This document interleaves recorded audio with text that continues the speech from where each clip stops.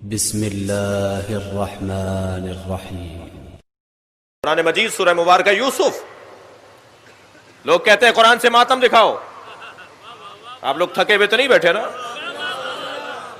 لوگ کہتے ہیں قرآن سے ماتم دکھاؤ، لوگ کہتے ہیں قرآن سے یا حسین دکھاؤ۔ میں ابھی قرآن سے یا حسین دکھاتا ہوں۔ حضرت یعقوب روزانہ، ایک دن نہیں، محرم میں نہیں، 10 دن نہیں، حضرت یعقوب نے سال ہائے سال روزانہ ماتم کیا ہے۔ اور کس کا ماتم کیا ہے؟ جس کے زندہ ہونے کا یقین تھا۔ یہ نہیں کہا، یہ نہیں کہا جائے گا کہ زندہ ہو جاوید کا ماتم نہیں کرتے ہیں۔ یہ حضرت یوسف زندہ ہے نا۔ حضرت یعقوب کیا کہہ رہے ہیں؟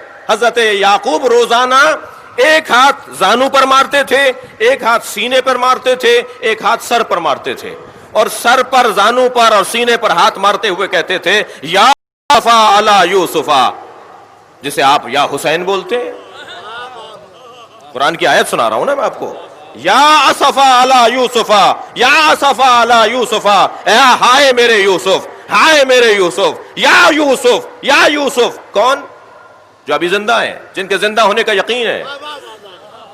اور نہ صرف زانو پر، سینے پر اور سر پہ ہاتھ مارتے تھے حضرت یعقوب، بلکہ وَبْيَضَّتْ عَيْنَاهُ، اس کی بعد والی آیت، وَبْيَضَّتْ عَيْنَاهُ فَهُوَ قَدِيمٌ، اور اتنا روتے تھے ماتم کرتے ہوئے کہ رو رو کے حضرت یعقوب کی آنکھیں سفید ہو گئیں۔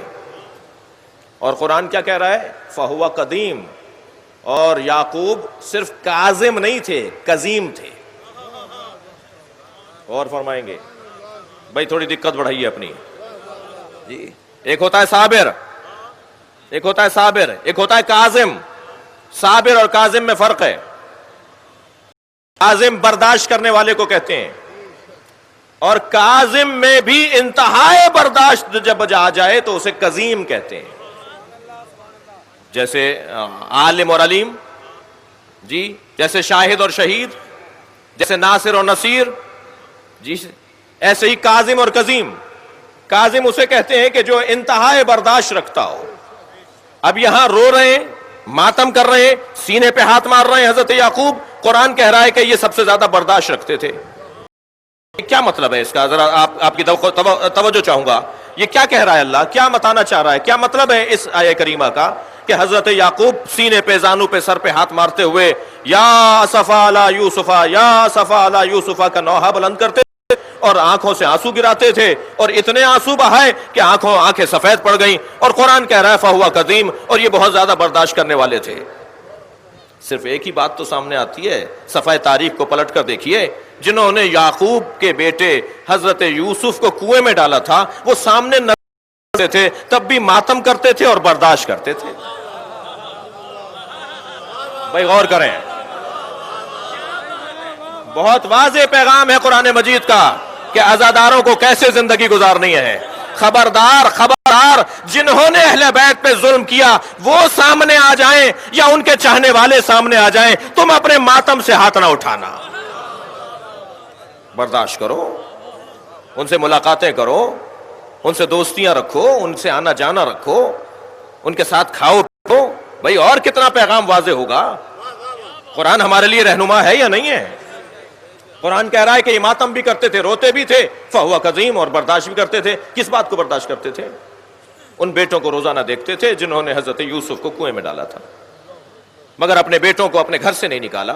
ہماری بزرگ خواتین نے، ہماری بواؤں نے، ہماری بزرگ عورتوں نے ہمیں گھر سے اتحاد بین المسلمین کا پیغام دیا ہے۔ اٹھتے بیٹھتے کہا ہے کہ یہ بڑے بھائی ہیں، بڑے بھائی ہیں جی۔ اذان آتی ہے 8 منٹ پہلے تو بڑی بوڑھیاں کہتی تھی بچیوں سے کہ ذرا سر پہ دوپٹہ رکھ لو، بڑے بھائیوں کی اذان ہو رہی ہے۔ تو ہم تو کوئی ہمیں دیکھ تھوڑی رہا ہوتا تھا، ہمارے بڑوں نے ہمیں سکھایا ہے کہ بڑا بھائی ہے۔ یہ اور بات ہے کہ بڑے بھائیوں نے ہی حضرت یوسف کو کنویں میں ڈالا تھا۔